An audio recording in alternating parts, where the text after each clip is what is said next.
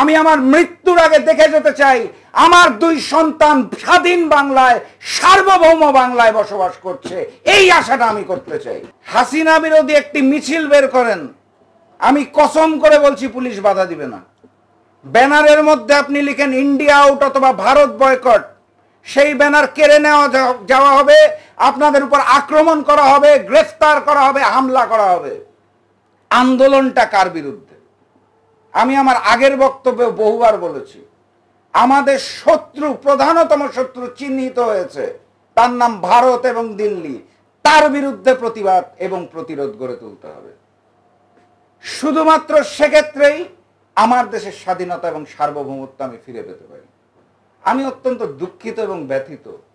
আমার ছোট ছোট দুইটা সন্তান যখন স্কুলে যায়, যে আমার সোনার বাংলা আমি তোমায় ভালোবাসি অ্যাসেম্বলিতে দাঁড়ায়, গান গায়ের, পতাকার দিকে তাকায়, এই জেনারেশনটা বিশ্বাস করেন জানেও না তারা এই মুহূর্তে একটি করদ রাজ্যে বসবাস করছে।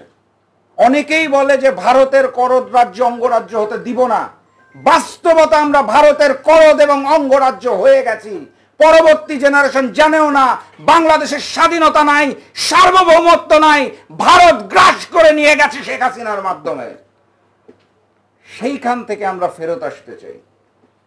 অবশ্যই আমরা খালেদা জিয়ার মুক্তি চাই, আমরা তারেক রহমানকে দেশে দেখতে চাই, আমরা জনগণের সরকারকে চাই, কিন্তু সেটা মূল উদ্দেশ্য না, কথাটা স্পষ্ট করতে হবে। আমরা ক্ষমতায় যাওয়ার রাজনীতি করছি না।